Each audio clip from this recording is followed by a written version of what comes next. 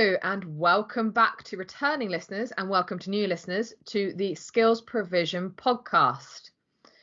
On today's episode, we are going to be discussing India as a country, but also with regards to the recruitment to and from India, the current state of play, and other things associated with employment and recruitment.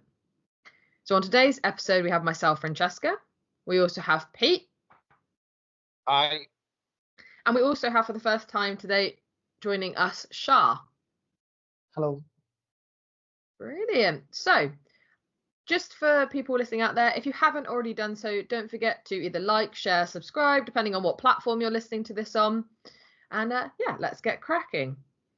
So obviously, for listeners out there don't know, they've not come across Shah before, but Shah, first of all, could you just introduce yourself a little bit, maybe a little bit about your background with regards to what you do and other things such as that? Yeah, sure. I'm basically associated with skills provision as a technical person, and I am moreover a full stack developer and have working experience with many companies and different clients all around my career so far. Okay, thank you.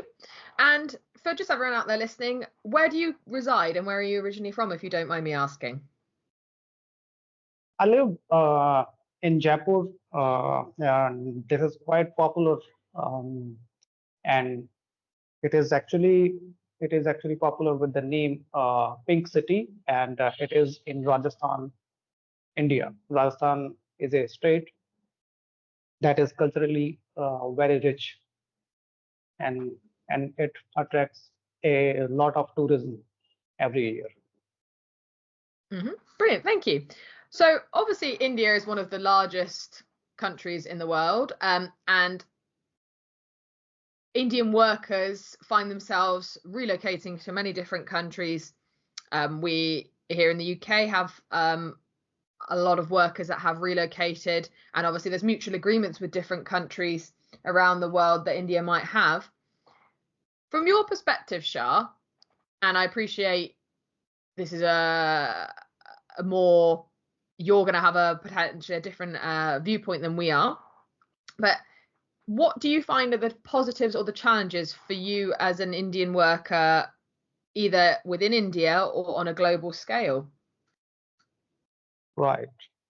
So I will start from the analysis of last 10 years specifically, when the last government has come into this role. So after that, the main change that I have observed is that the lower and the middle class is growing and growing continuously every year, and they are actually getting more chances to improve their skills because of the institutions continuously increasing here, which are actually helping them in polishing their skills, and so they are actually looking for more employment. And since as you know that in India population is a big factor, so people are still looking for the opportunities outside as well. Yeah, it's about 1.5 billion India. people, isn't it? Yeah, exactly. And the issue we have at the moment is that they are actually getting trained every year, but they are not getting that much of jobs in here. So they are actually looking for jobs outside of India as well. And I would like to know that two of the states which are actually quite popular, where people intend to go outside instead of staying in India. And the name of those states are Punjab and Gujarat. Hmm. And in UK as well, you will see many people from Punjab and Gujarat. So they are uh, mainly focused to get the jobs in some countries, which include Canada, UK, USA, and Australia. Sort of But now, Commonwealth countries and English speaking countries primarily. yeah, you can say. But now this trend is actually going to be wider, as the people we have, means the skilled persons we have are actually looking into other countries as well, especially Gulf countries, like like like Saudi Arabia, Kuwait, etc. And as they are actually getting chances, they are trying to move there.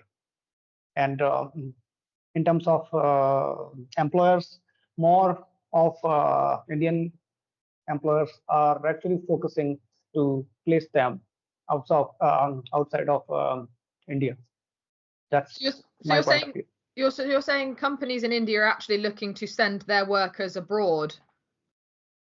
Yeah, not countries, actually, the employment agencies, I would say, Oh, right, sorry. specifically, they are actually trying to place them outside of India. And and I will and I would like to let you know that one of my friend has also started one agency like that, and I got a chance to actually talk to him, and he uh, he is in Belarus, and uh, he's seeing the trend uh, that Indians are coming there in terms of volume with Hmm. their skills. So they are actually getting chances. Hmm. Thank you. Pete, did you want to add something to that? Possibly, maybe. The main part of this subject is the numbers game, really, where the Indian population, there are 554 million people in India aged between 15 and 64, sort of working age. Hmm. And this will be a huge factor going forward. Like, probably like the grand repopulation game that is playing out. And in terms of, on the Republican World website, it states the glowing skills gap study shows a growing demand for Indian talent across diverse sectors worldwide, and projections indicate significant demand in regions such as UAE, Saudi Arabia, as Shah mentioned earlier, Qatar, Germany, Netherlands, UK, Sweden, Switzerland, Singapore, Australia, New Zealand, Canada, USA, Japan, and Malaysia. That's one was a bit of a surprise. So it's almost this, and we'll cover this as we go through the podcast, where there's plenty of chicken and egg situations going on. So you've got the positive and the negative. The massive growth in population compared to the shrinking populations in Western Europe specifically, and skills, the mathematical element of skills training, skills shortages, lack of interest in certain skilled areas, and being filled by India, which we will cover later. So very interesting subject, and obviously we have our own resident Indian techie who I work with constantly and daily, which so we can it'd be interesting to get his points of view as we work through the podcast. And just on that, I think it's something that, like you're saying, it's a numbers game, but I've seen something, and I don't know how much the data has changed since then, but in 2022, about the fact that of the 900 million people or workforce, about stopping looking for jobs, according to the Indian Express, because they can't find, and I think this is kind of echoing what Shah was saying, is that a lot of people may be training in different areas or different jobs, different industries, but then they can't actually find a job to take up within the country, which is another reason why taking their skills abroad is something that out of necessity. A question for you. I'm financial benefit. I mean, a lot of people go working abroad from whatever country because of the value of the currency where they go to work. So I used to live in a bedsit many years ago with it was an ex-Gurkha in the military, so a Nepalese guy who had a security job, low level, a really nice guy. Used to smell the place out of his curries every night. But Badri, he sent something like 75% of his wage home, and that was massive. Small amounts to me, and in terms of the currency where he lived. So it was very much it was like a 5-year plan he had which would set him up for the rest of his life, really.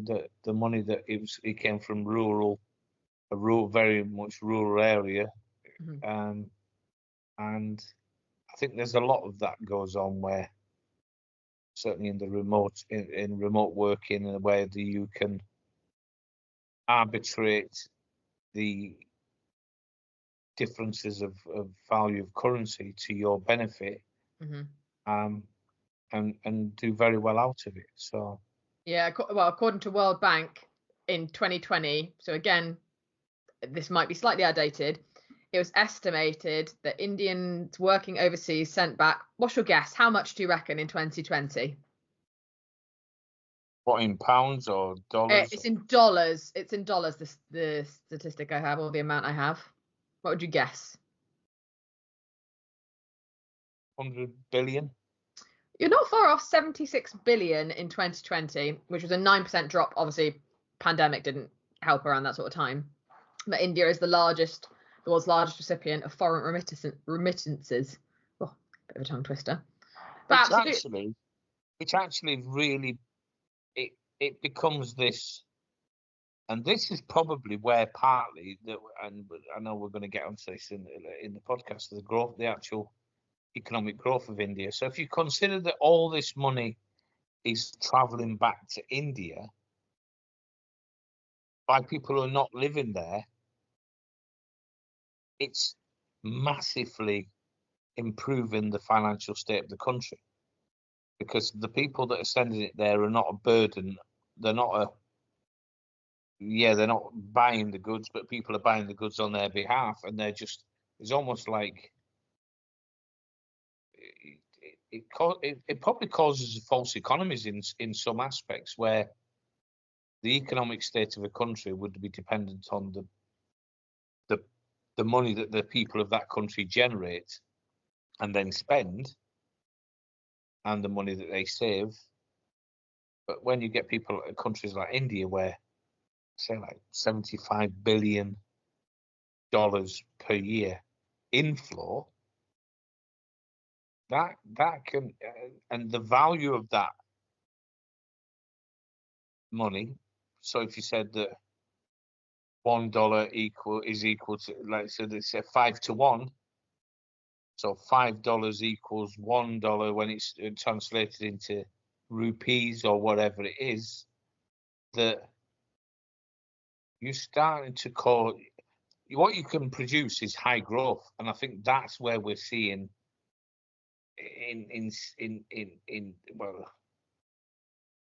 with India, where they're moving that far ahead, that it's the value of the people, the money that the people, the money that the workers can generate far outweighs the economic state of the country, isn't it? It was like I saw it was on the reverse in Europe, where you've got Bulgaria, where we had a place in Bulgaria.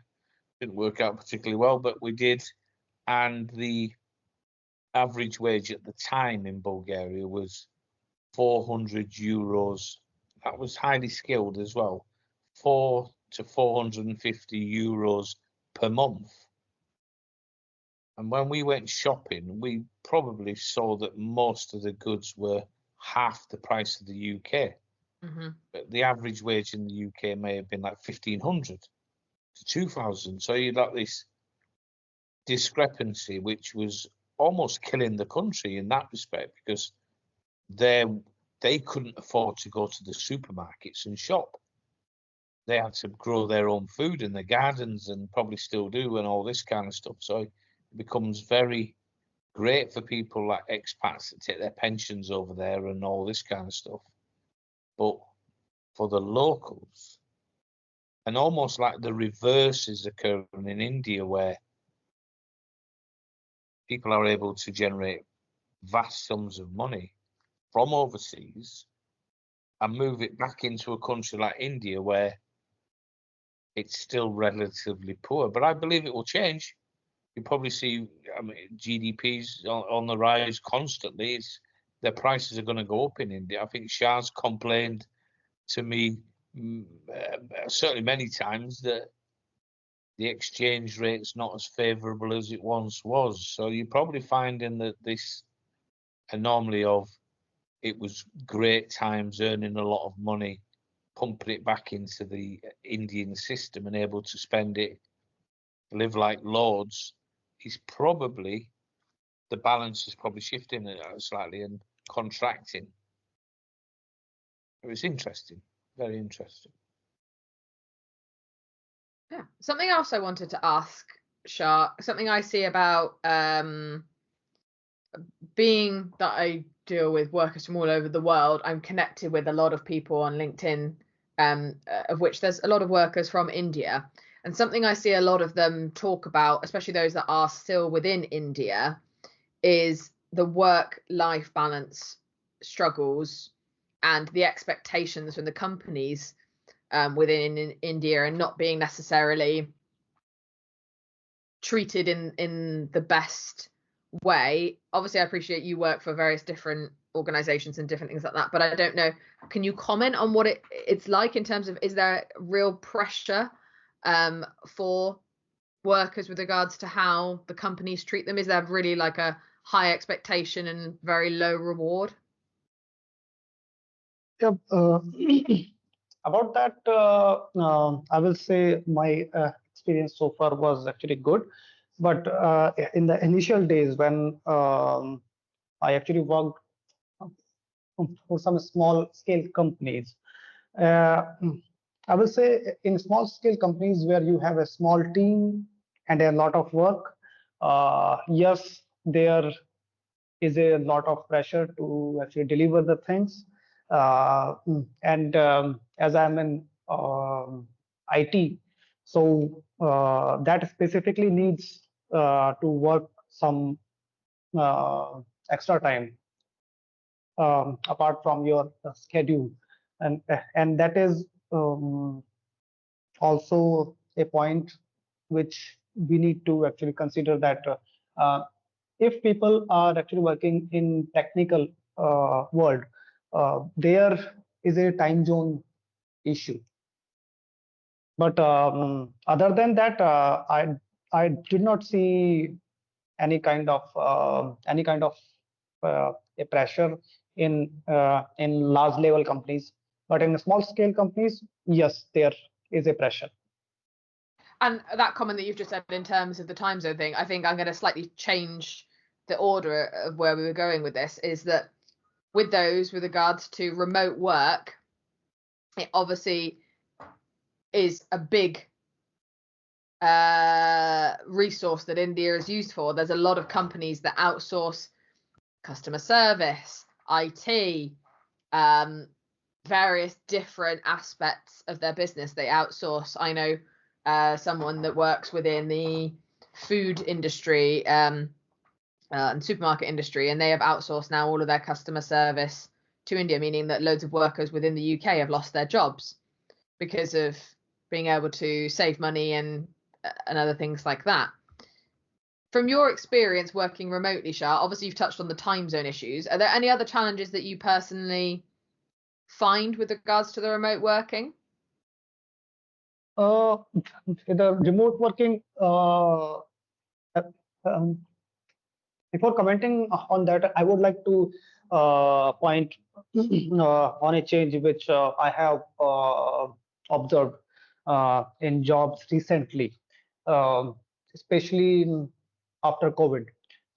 There were very less remote jobs in India before COVID, but after that, a trend has come that initially Indian companies have allowed their workers to work from home, and this trend has now picked up by the companies which are working outside of India.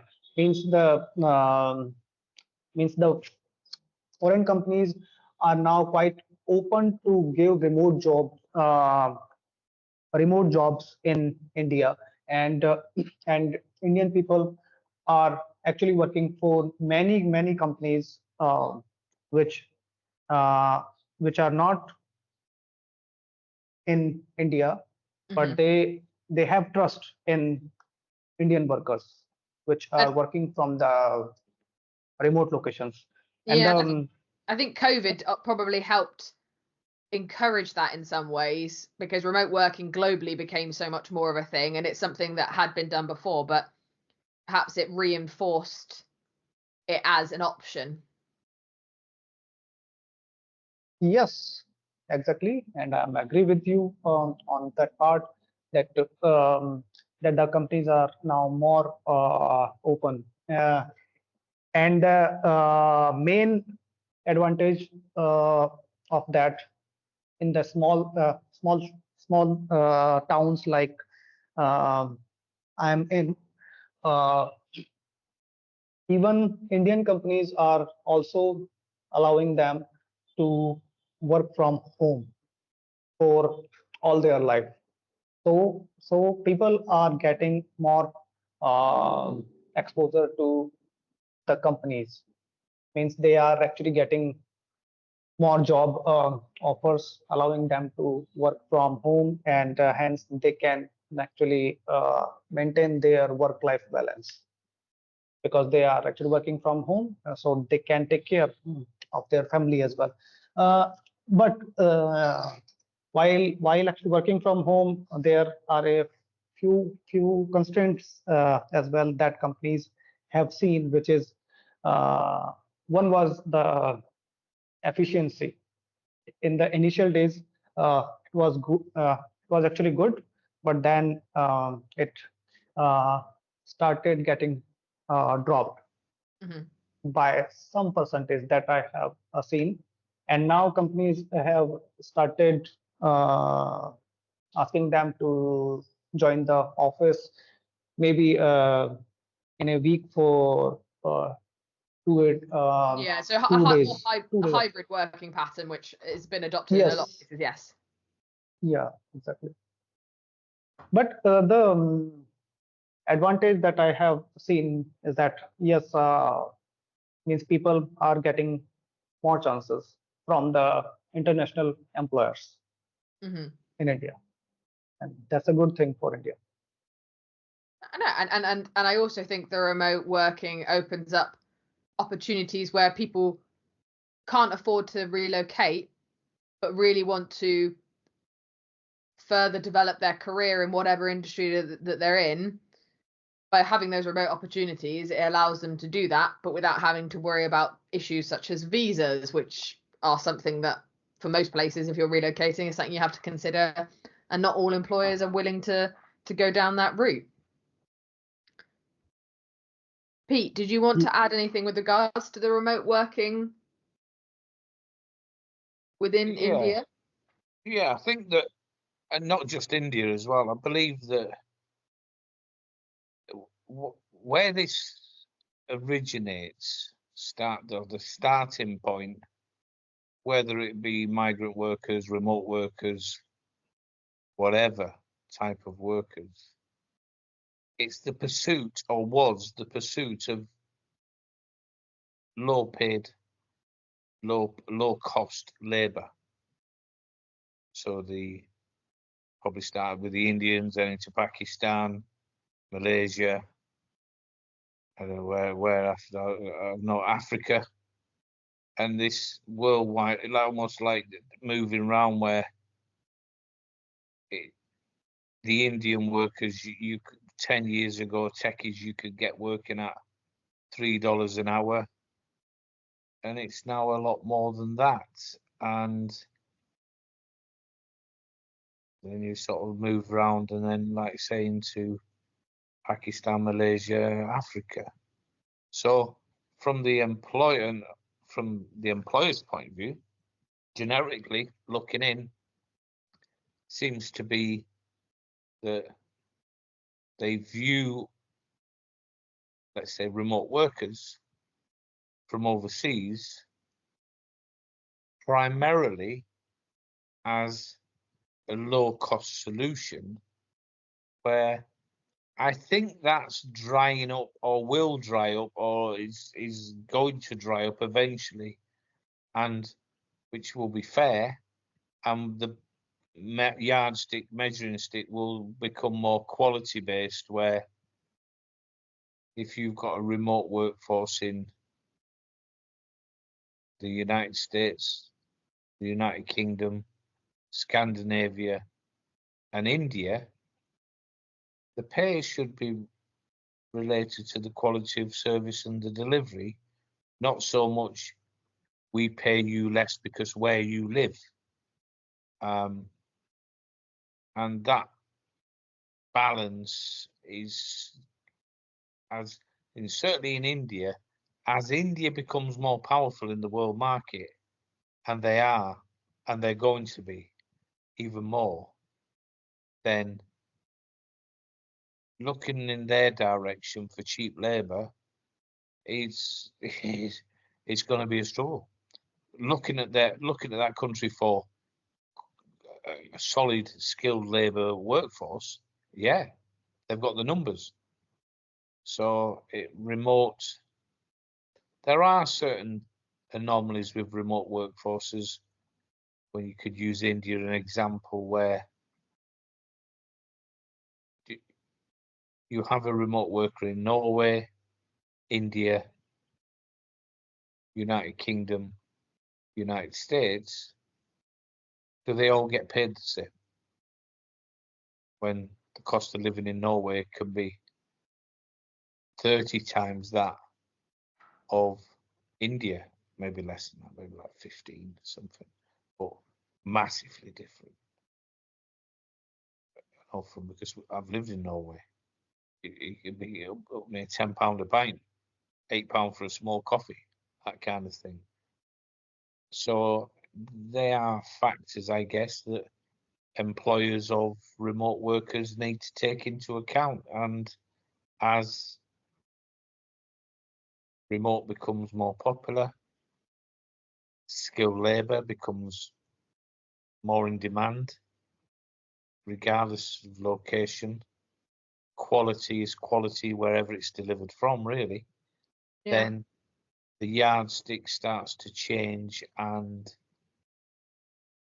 it's almost like attitudes need to change with it. And we see that constantly. You deal with this constantly, Francesca, where you're trying to educate employers as to, you pay peanuts. You'll get nothing, yeah. Yeah, nowadays you won't get anybody. No, you'll get low end. You won't get anybody. Exactly. You pay for what you get. You pay for what you get, and it's on the remote worker side, it's also, like you say, I think it will come down to the quality aspect, and I think everything's going to be industry dependent because there will be norms, and more I think remote work is going to be, obviously you can't be a mechanic from a remote stance, but anything that can be done remotely, any of the jobs where perhaps they were having people come over on visas for whatever, regardless of country, with more and more countries looking at potentially reducing the physical migration, because going back to one of our very first points, many workers maybe not actually investing, and this isn't just India, this is anyone, but many workers not necessarily investing their money in country but sending it back, that I think remote working will become more and more popular because it's a solution to fill the skill shortages that people can't have and can't fill locally. But I do think I agree with you that there will be some sort of balancing of the scales, but how far that will go, I don't have a crystal ball, and it's, I suppose with anything can change, can't it? And you just don't know. But in terms of quality, an interesting fact that I saw from Times of India was saying, and this was 2022, that Indians hold the top positions in the top IT companies in the USA as well as other countries in the world. And thanks to that Indian talent, the IT industry has gone from about 0.4% of the country's GDP in the 1990s to now 8% and more. So it shows the value of the workers and the quality of workers and what they can bring to the economy. Yeah, I'm pretty sure some of the heads of Google are Indian origin, and why not? If they've got the quality. The fact that you said there about you don't have the crystal ball, one thing is absolutely clear in terms of remote workers, and it's probably exciting, I guess, and but difficult to predict where it's going, is AI in conjunction with remote working and the part it's going to play going forward is massive subject in terms of the training of people, the fact that you can use robots to deliver human services, which will be cost effective, and then the fact of using AI to, you come into a meeting, you've missed half the meeting, the bots will be able to inform you of what you've missed, training delivered by bots. We're almost at the sort of like a new generational shift with AI, part of this technological era.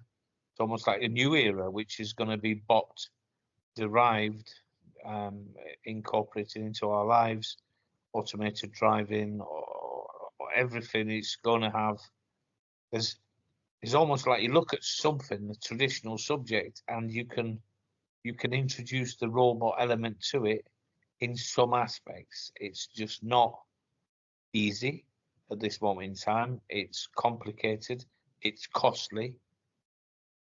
You don't know whether it saves anything. It can actually be produce negatives. But in time, like with the internet, and imagine 25, 30 years ago, pumping your credit card into a website, you'd be like, whoa, what, like, crazy to do anything like this. Now people are just winging that. They just point the phone in any direction, and it works. So it's, with the bots, it'll be exactly the same. There'll be a lot of apprehension. There'll be a lot of pussyfooting about. It's tenderfoot. It's unsure as to where it's going. What, especially in the corporate land, they smell opportunity, and the opportunity is not just the reduction of manpower. There's a lot of opportunity with AI, remote workers, AI, normal workers, AI full stop. And where there is this opportunity, clever people, and we have some in our place, see financial gain for their companies, and it will come. It's almost like the trains, you get aboard the train or you don't, but it is leaving soon. If not, it's already left. So that's going to be an interesting part of the whole mix as well. No, and obviously remote is one option, but obviously if we kind of circle back and go back to physically relocating to countries, the Middle East has been somewhere that, Shah, you touched on, is becoming more and more popular also, but it does come with its challenges.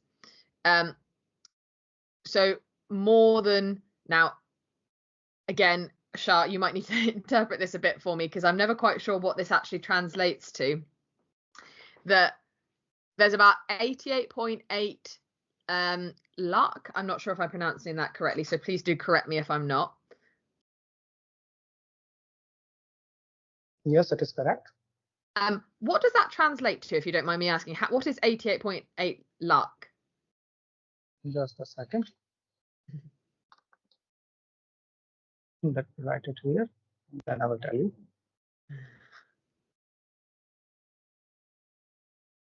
It will translate you to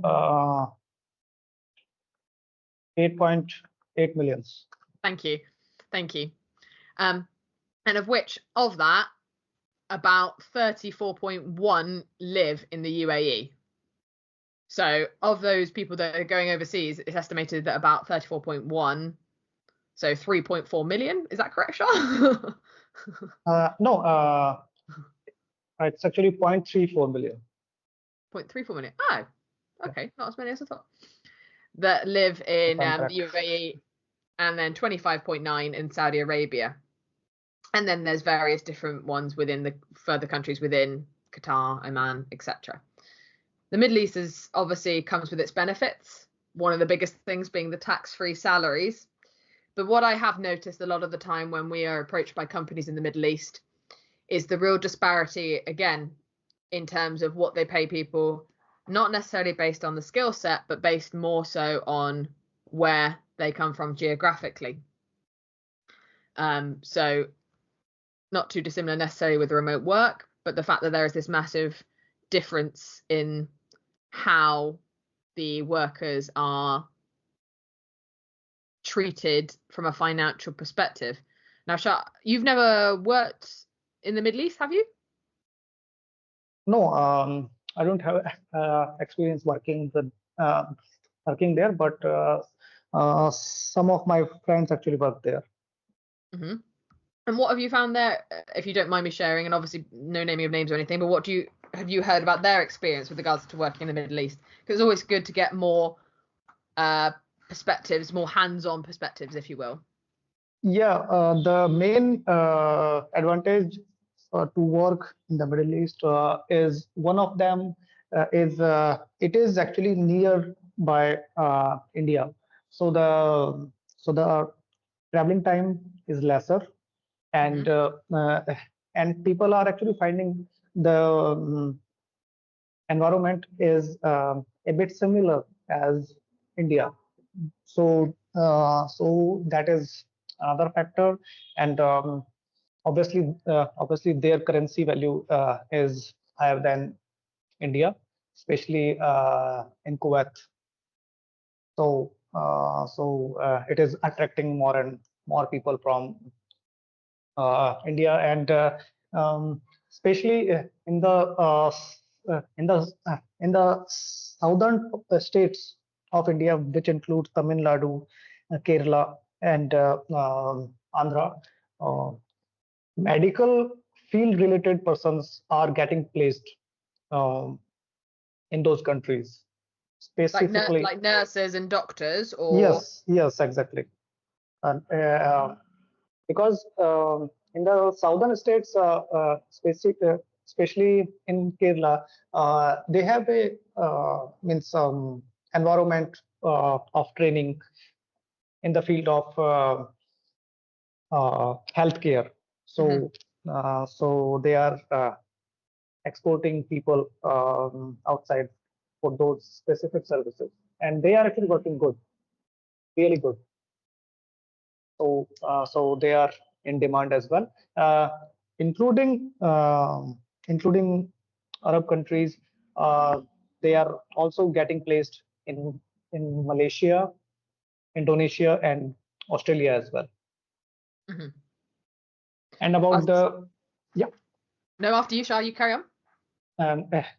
And about and as I mentioned about the flight time, as it is lesser, people are going to prefer the nearby countries so that they can come back easily to their mainland at the time of holidays or in case of any event, because Indian families are quite bind to each family uh, member.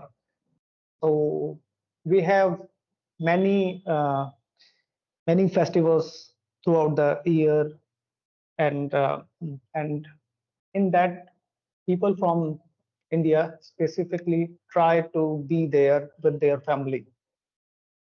So that is a driving factor. If you are getting placed nearby India, uh, people actually prefer that. Mm-hmm.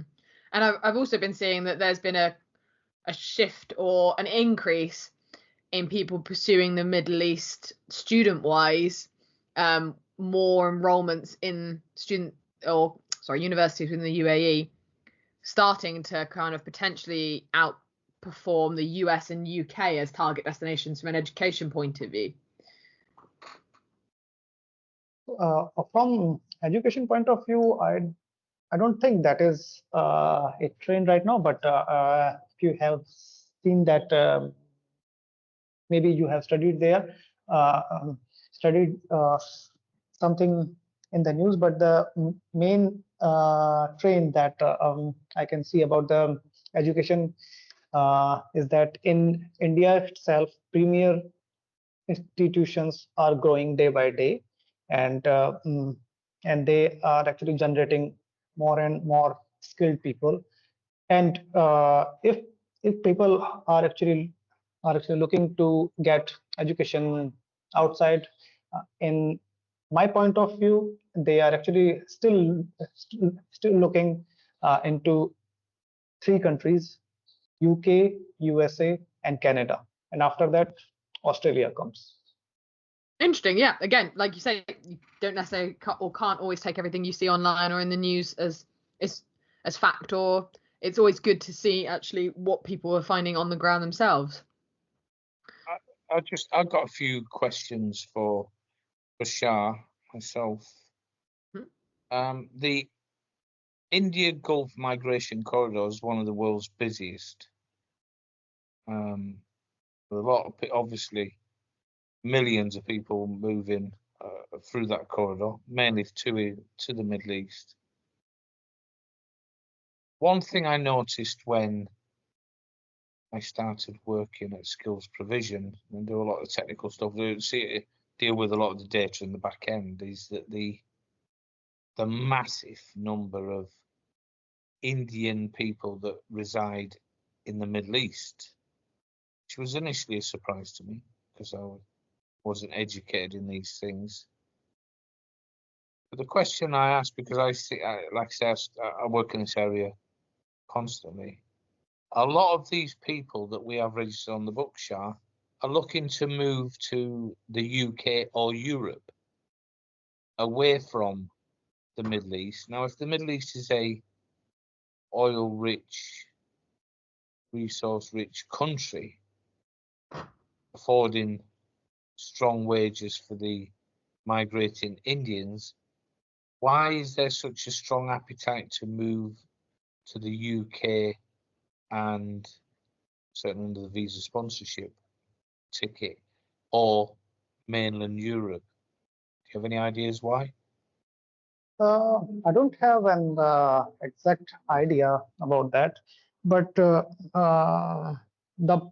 possible reason that I can think of is to have a better life, because in the Middle East, you just have money, not the whole working environment, or the good environment to live. The Because, wider quality of life. Yeah, exactly. So And that might be that. onto my next point. So the corridor is very busy. Why are companies in the Middle East actively recruiting, seeking workers from many locations, Europe, Africa, or wherever? And we see a lot of this. We deal with a lot of these companies when they have the Indian tap at their disposal. Is this because of discrimination, or is this because of the Indians lack specific skills in certain areas, which probably doubt, or is it something else?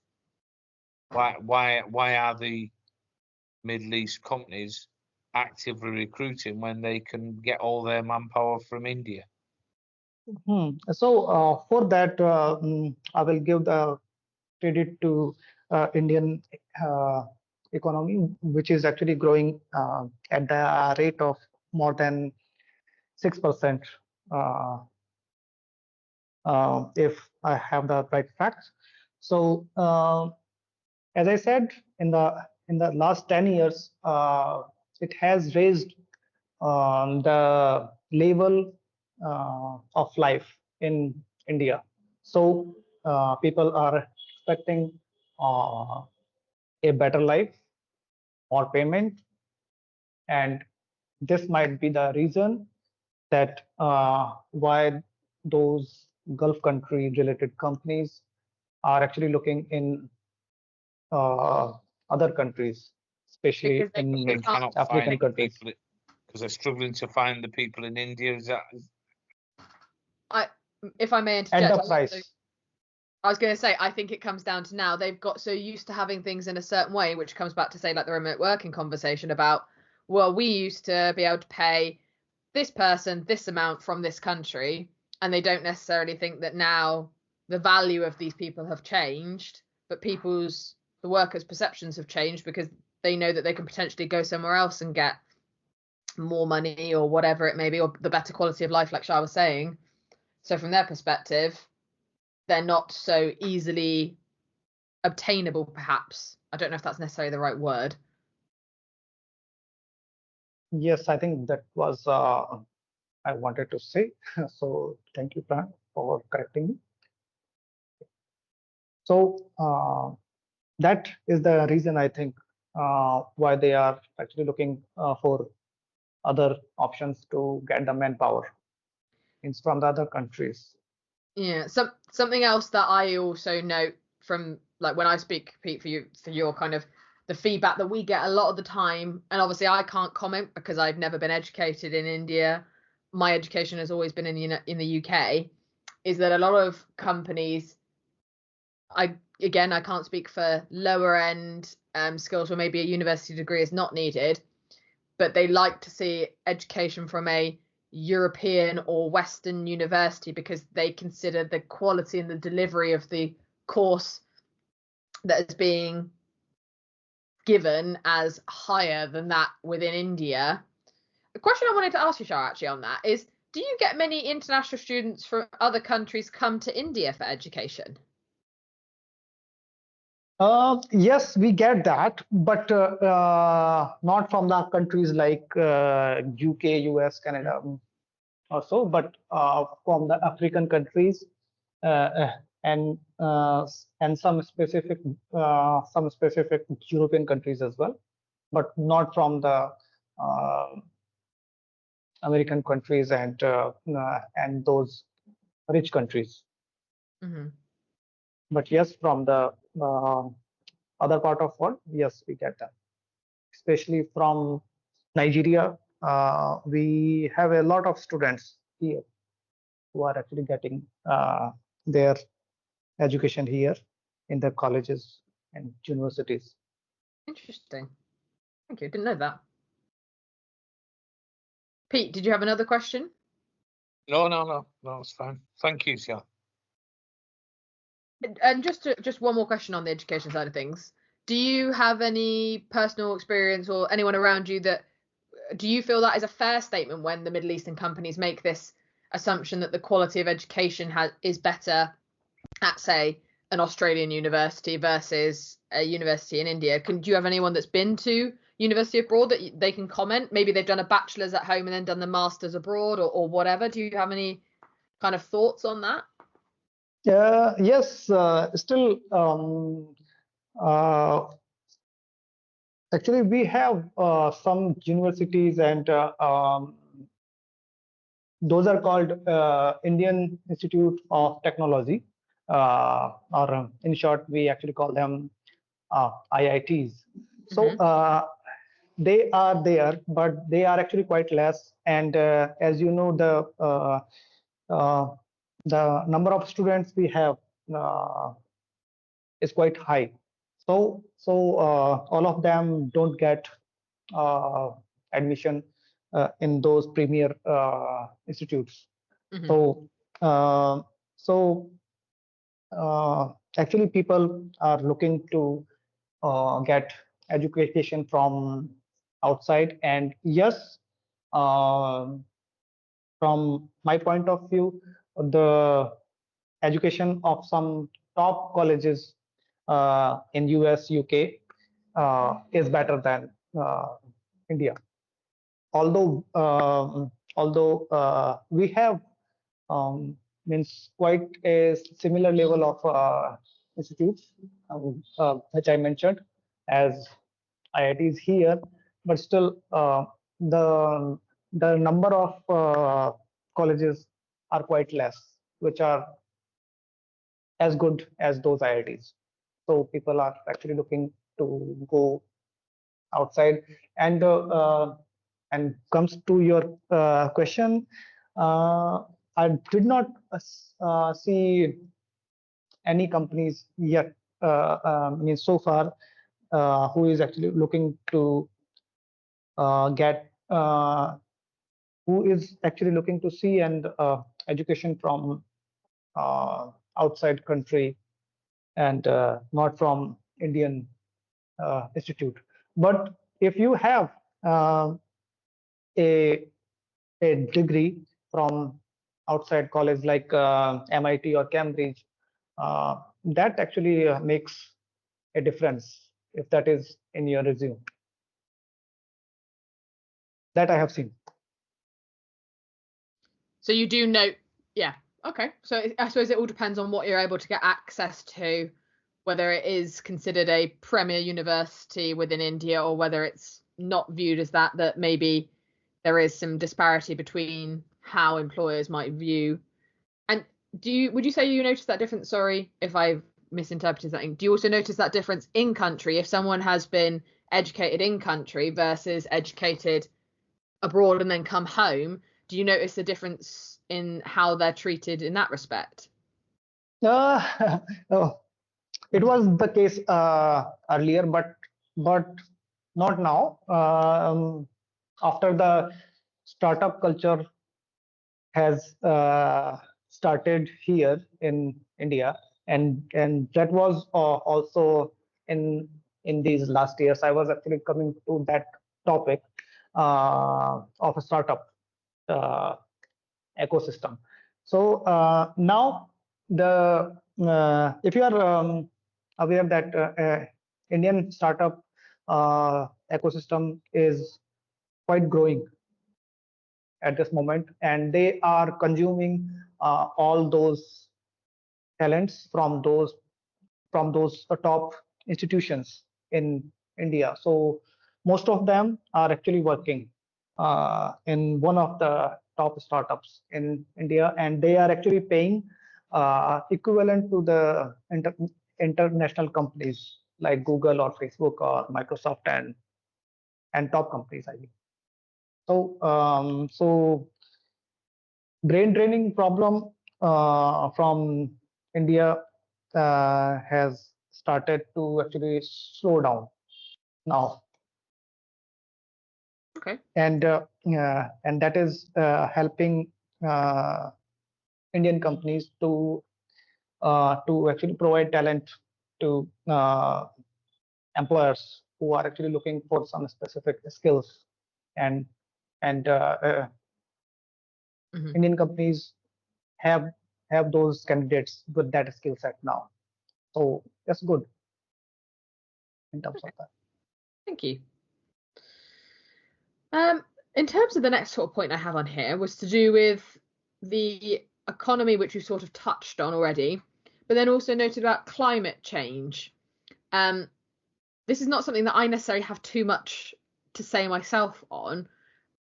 Shah, have you noticed that with regards to climate change, has it impacted the roles that people do within India, or about them relocating out of the country? Because I know I have seen statistics or things about, say, pollution within the country and things such as that. Has this affected anything or changed anything? In terms of migration, I don't think it has affected anything yet, other than the people and the government of India has started putting efforts to actually solve this, because it is a major problem here in the big cities and in the tier 2 cities as well. And one of the major change that they are adopting is about solar energy and electric vehicles, and that is going on at the moment in India, and in the coming time it will show the results, because they are doing efforts at a bigger scale. So it will solve the issues. So but I'm not aware. So it's opening up. Is it? But I suppose it's interesting that you say that, because it's then if electric vehicles and other things are things that are going to be increased, I suppose that opens up new opportunities or different areas and different skill sets that might be needed in the country in order to facilitate those needs and to try and become a more green and renewable environment. Yeah, that's completely true. Yeah. They are actually looking for the talent from uh, from labor to the top technical person and top administration as well. So job openings are there.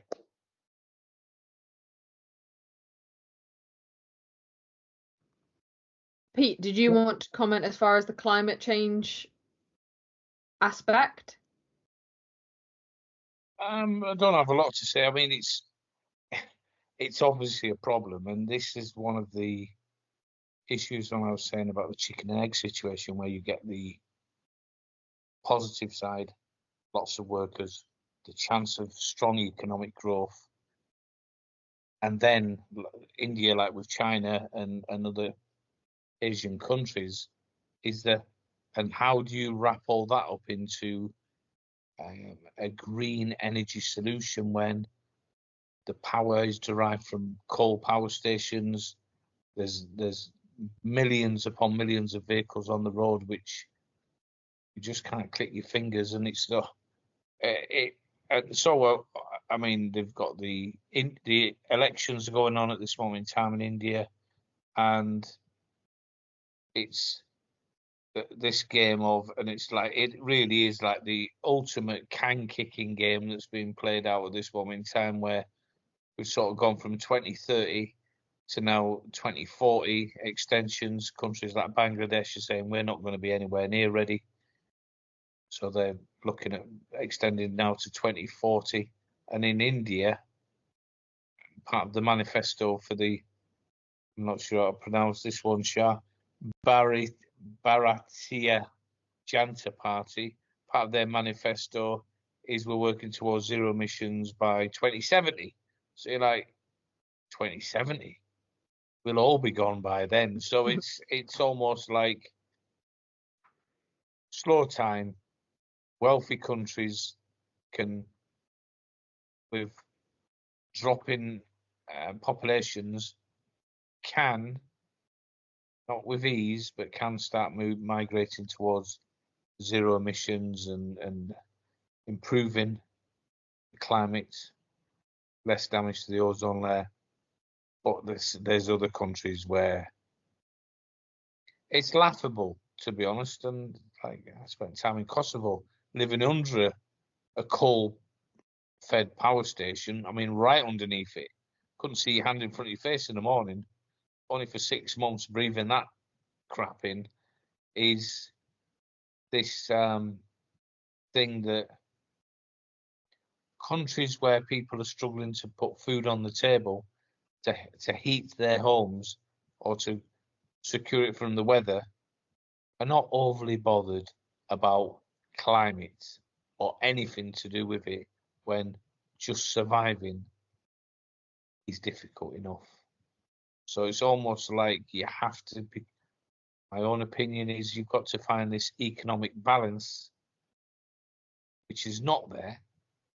You know, it's all right, the Apple exploiting countries in Asia for the production of iPhones and the clothing and the sweatshops and in Malaysia and all this kind of stuff. And then, but obviously then the power needed to produce these is growing and growing and growing. And then that's like, and they're having outages all the time. Bangladesh is having outages of power constantly. It's becoming the norm because they just can't cope. So that's with coal primarily, and the gas. They're having to loan the money to pay for the gas to produce for the gas-powered power stations. So there's this massive disconnect between affordability, the size of the task, how long it's actually going to take.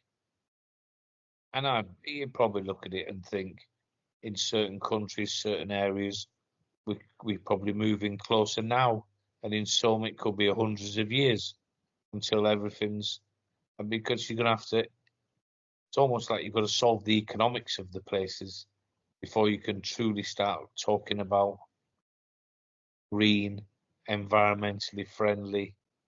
You know, these people want to get themselves down into rural India or rural Bangladesh or Bulgaria, right in the sticks, and it's like you're having a laugh. They're still horse and cart in it. When we were out in Bulgaria, there was vehicles from the war, from like or communist vehicles that were like, how old is that? And what's that doing on the, like, how is it still moving? And it's unbelievable. Vehicles getting washed in the rivers and all this kind of stuff. We have this blinkered, people in Shao pay testament to this, you know, the people traveling on trains on the roof and all this kind of stuff, where the West and America and the rich, powerful countries really don't see what's the real world in terms of out there, and this climate in India. It's a laughable subject, so much laughable that the main parties touting words like 2070. That far into the future, they'll all be dead.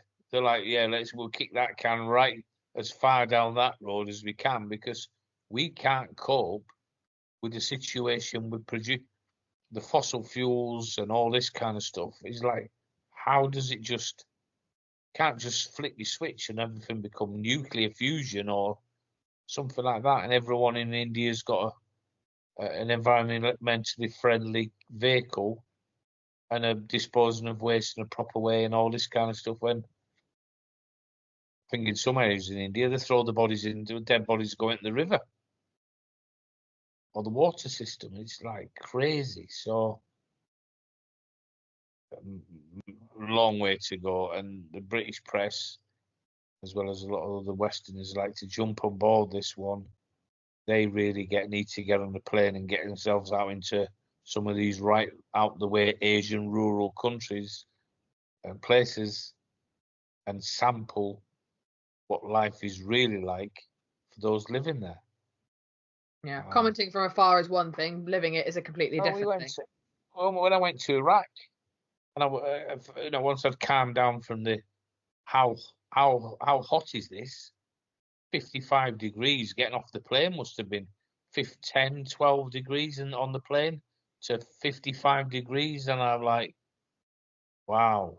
And they were talking about, like, back then, weapons of mass destruction and all this kind of like stuff, and you're like, there's houses down there haven't even got a roof on. Like, how people living in what they're talking about? Looks like no one's got a pot to piss in. And it was like, yeah, it's this false, this media type circus that's.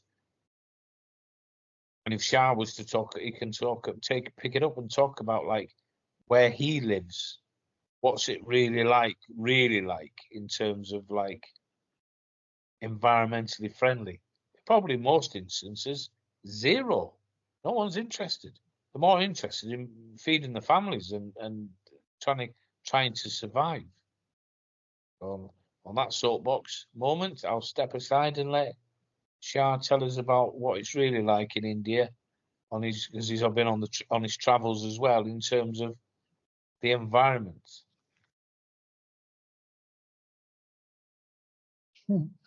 Pete, you actually point to the right thing about the manifesto of that party, which is actually ruling at the moment in India, Bharatiya Janata Party, or BJP, we call that. And 2070 is the target that they had set up. That is because of the population and the scale of the problem that we have, and that is correct. About the life, I would say it actually varies, and it is good at some places, it is bad at other, and worst in some of the remote areas where where people actually still live just below the poverty line. But overall, I would say life is actually better as compared to the image India has, means still has that image of actually people traveling on the roof of the train. That is not the situation at the moment in India that I can see. It is going good, and in future, as the efforts are being actually put on by the government to get the clean energy, it is bringing better life, and I can actually confirm that that recent changes have actually shown the results. But still, for us, the thing is, the first thing is how we get the monthly earning to actually survive in the life, instead of thinking about the other things that you people or the people in 100% developed countries that can actually think of. That is still not a 100% priority for us, because the first thing is the survival, and after that everything comes. But we are actually getting there. Thank you. That was from my side. Thank you. Okay. What I was going to move on to now was a bit about our experience, and I'm going to talk primarily from the recruitment side in terms of Indian workers and how, again, I found my experience. So I would say, especially over the last 5 years, I've seen and it had the pleasure of interacting with more workers from India than I had done previously. And my experience has been overwhelmingly positive. And in terms of our clients that we work with, we have placed a lot of workers utilizing the skilled worker visa here in the UK, where they were not finding the workers locally and therefore opened up opportunities for international workers. And it just so happened a large cohort did come from India, and the challenges that came with it, of course, like with anything, with any people coming from any different country, the adjustment to life in a different country, it does take some changing and it does take some adapting. But in terms of my experience with them on a personal level, dealing with them with regards to, do they have the skill sets? Are they capable of doing the tasks that they're being asked to?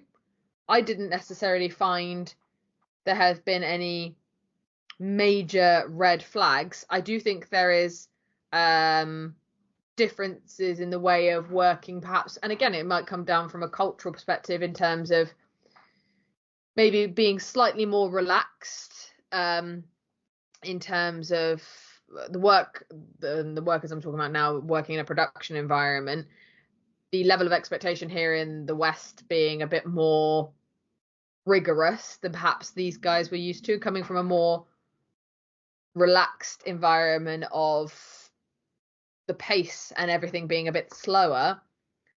But the transferable skills and the want to come and better themselves and in turn better their families, as we touched on earlier, and better life for people back home, they want to be here and they want to make the effort and want to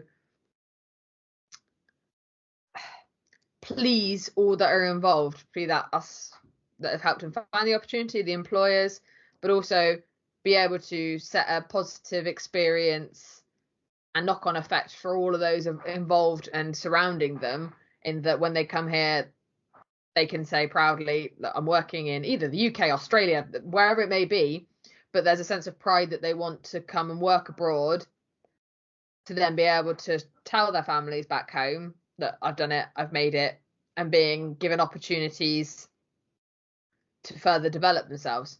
And we've had workers that have come over on to do a certain role and then they've exceeded expectations, so they've then been promoted into other roles within the business, so taking that step up. In terms of worker registrations, Pete, you might be able to comment a bit more accurately on this, but there's several thousand Indian nationals or people either located in India as well, not necessarily from India, that are looking for opportunities globally. What do you see in terms of the profiles? Are you noticing any changes, trends? I know you've mentioned obviously people wanting to leave the Middle East, but are you seeing anything else? I don't know if the inflow is sporadic, so it can move around the numbers wise, but it seems like it's constant.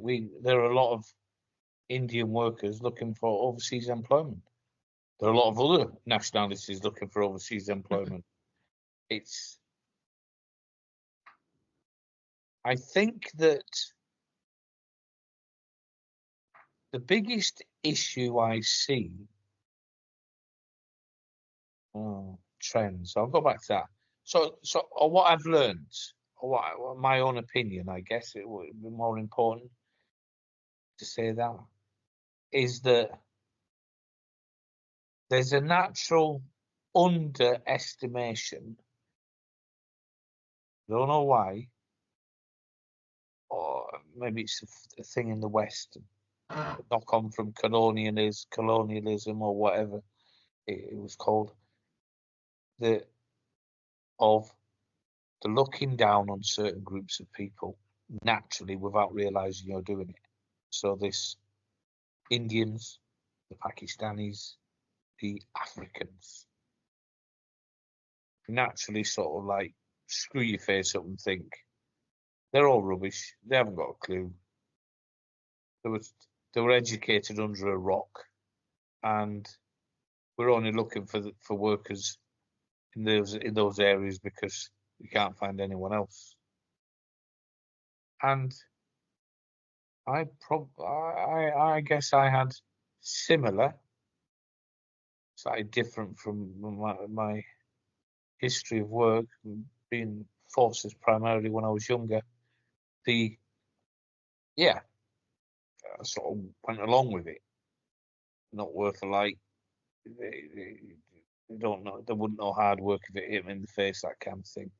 To actually dealing with these people, actually seeing firsthand, one, their level of English, two, their skill levels and experience, three, their qualifications, four, their desire and motivation. And that's India, let's say India, Asia and Africa.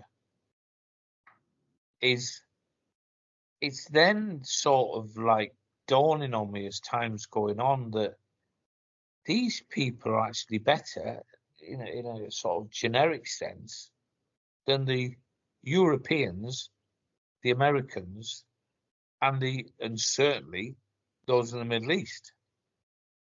So you'd look at the profiles and think, out of 100 profiles produced by Indians, we will get X amount of problems. It could be mathematically formalized, so you'd see what we generated. And I can tell you now, absolutely 100%, that the Middle East, not Indian, Middle East workers, it's horrendous. Almost like this. They've not developed at the same speed of the countries where they've been less fortunate. They've had less opportunities. And as crackers as it sounds, the English ones are not good. But the African ones, probably that Africa stands in front of India. The African ones are like unbelievable people with unbelievable skills, and the numbers. Because there's not much opportunity. So these people, the ones that we're involved with, have had to fight for what they have, and have had to not waste their education, absolutely absorb it and take and it mean everything to them, and you can see that. And then after that, the Indians, and in time, when you get these shifts, not just watching what I see, which is literacy mainly in terms of the production of CVs, profiles, and registration documents, it then's translated to actual skill levels, where we'll start to see the traditional skill levels of the low paid, the Indians, the Malaysians, and such like, it get to a level where they're actually better than the people that get paid 4, 5, 6 times more, which is traditionally the European ones. And it's like this thing of it's coming and it's already happening. And if I was setting up a business of size, yeah, I'd be happy to employ all Africans and all Indians, no problem at all, zero, and have no one from anywhere else, because they would be highly motivated, highly skilled, and get the job done. So that's what I see in profiles. It's almost like it gives me a snapshot of reality across huge demographics and geographical locations, and the results are quite staggering, and will take time to play out into actual, which is what we say, that where a worker's from is irrelevant. The location, the nationality of worker is irrelevant. It's about their skill levels, their desire, their determination, their motivation. Yeah, and if an employer can consider them on a visa, work permit, whatever the status is, in an ideal world, you'd love to be able to have a world where visas and stuff and things didn't exist and anyone could kind of go and work anywhere, providing they could prove they had the skill sets. I suppose that's the only, but this is not necessarily just workers or applicants from India, but also you've touched on Africa and other countries such as that, is that candidates applying from outside of a country, applying for roles where they have no or none of the requisite skills for a role. I know that there's a lot of people that come from, and obviously India being such a voluminous country, it naturally is going to have more people that apply for jobs, but you do get a lot of workers applying that perhaps have none of the requisite skills, or it could be that they're a chef and they apply for an engineering job, and you struggle to see why they're applying in terms of, do they really think they have the skill set, or is it that they're so that they want the opportunity to go abroad?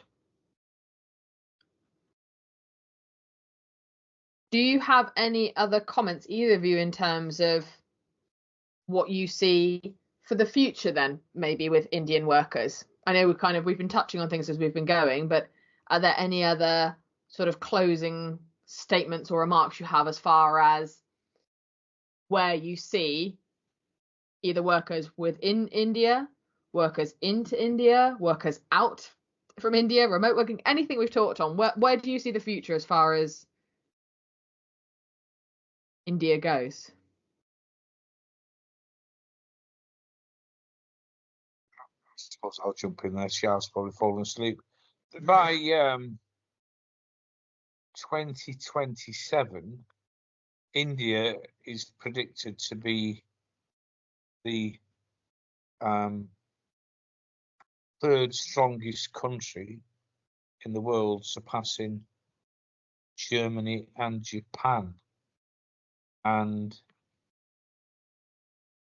basically, due to the subjects that we've discussed in this podcast, I can understand why. And I can understand why they'll kick on, and whether they'll ever get as strong as the United States and China is debatable, but they'll give them a good run for their money. They could be the most powerful country in the world in time. And rightly so. Probably been looked down on for too long, and like Shah's saying, that people have this perception that everyone's traveling around on the roof of trains, which did make me laugh when he said it, that the is all false, and it's not like it's perceived. Yeah, it's what the media put out. There's a reason why there's this perception. It's this natural looking down, and we have it. It's in the psyche. We were born with it. We were educated with it to look down on these people and these countries. We go to the Indian takeaway. We go to the Chinese takeaway. That kind of thing. It's almost like subservient people.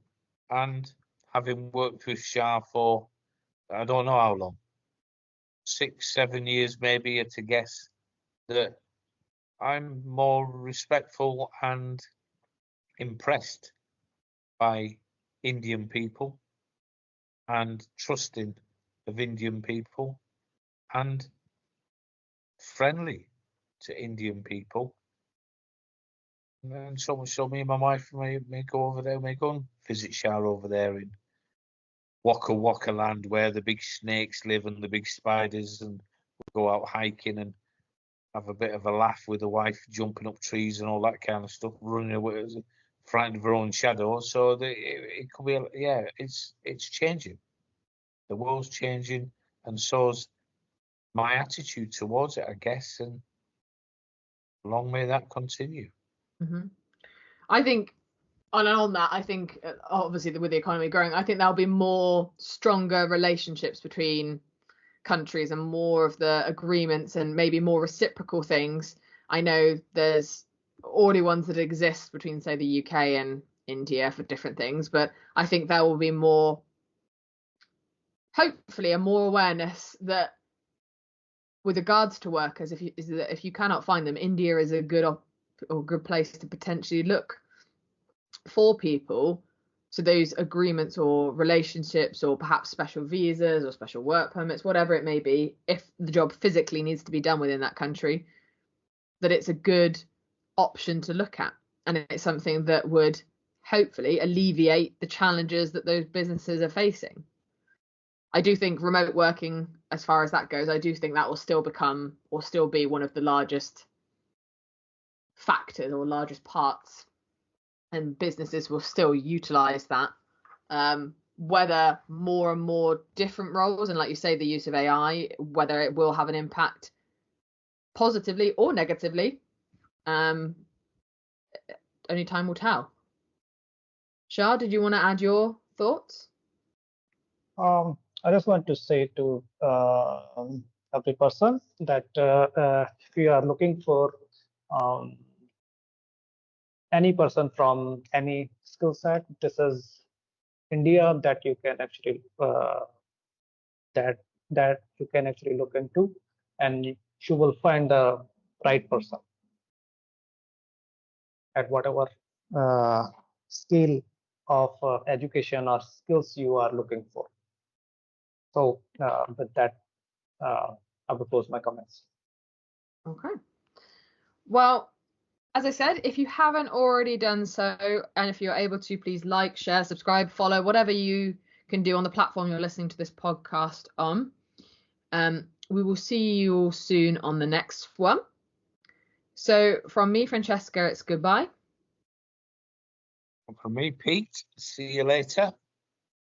And from Nisha, thank you. See you later. Bye-bye. Take care, everyone.